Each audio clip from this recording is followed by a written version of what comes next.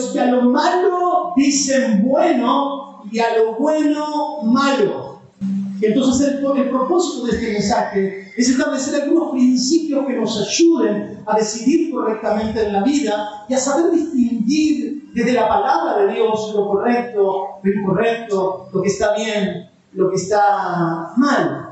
¿Cuál sería la fuente confiable para poder llegar a una conclusión correcta? Así que vamos a ver primero algunas fuentes de autoridad insuficientes o incompletas que no nos terminan de dar todas las respuestas para tomar decisiones morales, decisiones de fe o decisiones de conducta.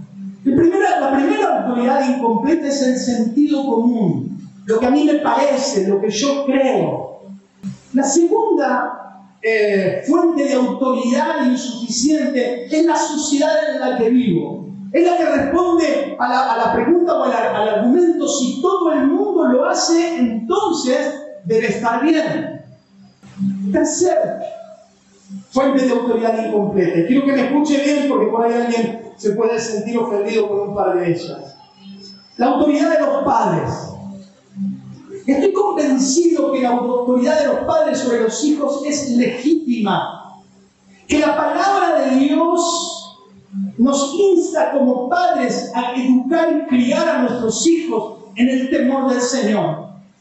Pero solo la autoridad de los padres puede convertirse en una trampa si esa es la única razón para distinguir entre lo bueno y lo malo, entre el bien y el mal.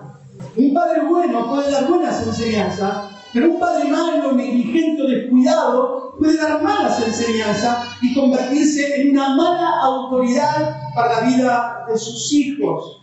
Cuarto, la autoridad de la iglesia. A mí en la iglesia me dijeron que esto es lo que está bien y esto que es lo que está mal.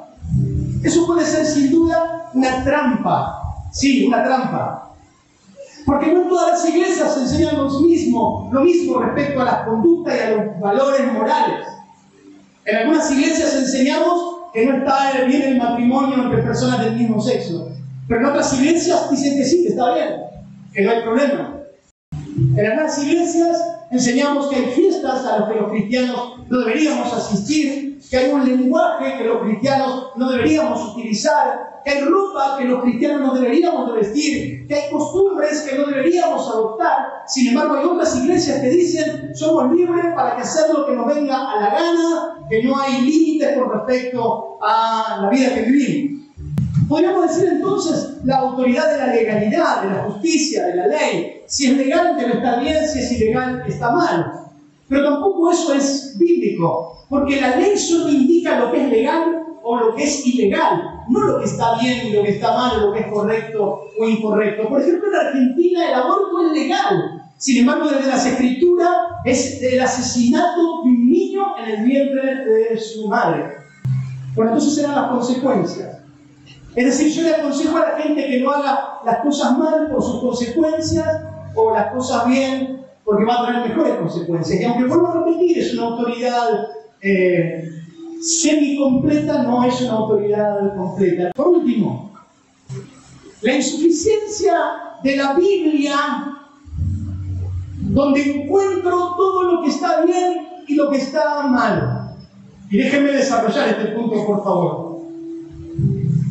Aunque para los creyentes esta puede ser una buena medida, también es insuficiente ir a la Biblia como un manual que me va a decir todo lo que está bien y todo lo que está mal. Déjenme terminar el argumento, por favor. ¿Qué dice la Biblia de ir a las fiestas o al boliche? ¿Qué dice la Biblia sobre el noviazgo? ¿Qué dice la Biblia sobre tatuajes, piercing, aritos? ¿Qué dice la Biblia sobre la música secular? Dice nada. Así que cuando se cita un texto bíblico para defender algo, debemos de tener mucho cuidado, porque inmediatamente aparecen los exégetas, los intérpretes de las Escrituras para decirnos: eso era para otra época, era otro el contexto, no se aplica a nuestro tiempo. Pero la pregunta que deberíamos hacernos es: ¿qué principio se desprende de ese texto que me sirve a mí para el día de hoy? ¿Por qué el Señor lo enseñó y lo dejó escrito? ¿Qué puedo ver del corazón de Dios en ese escrito y por qué lo puso en ese lugar?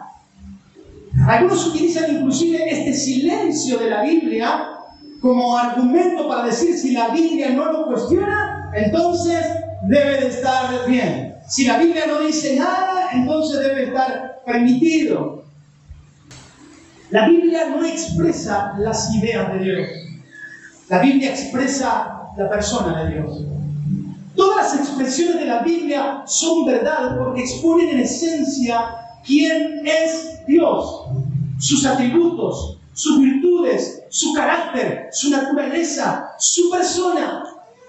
Así que la única manera de saber distinguir lo correcto y lo incorrecto es conociendo al Dios de la Biblia. No conociendo sobre Dios, sino conociéndolo a Él. Entonces, viendo su carácter, viendo su esencia, viendo su voluntad, podríamos nosotros distinguir entre lo que lo honra y lo que no lo honra, entre lo bueno y lo malo.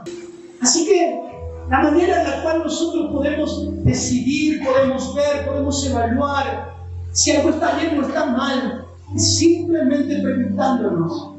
Esto responde al carácter de Dios. Dios es honrado con esta decisión cuando se trata de cuestiones morales, de cuestiones de carácter, de cuestiones de fe. Dios es honrado con esta decisión. El carácter de Dios se refleja en esta decisión, o Dios queda a un costado.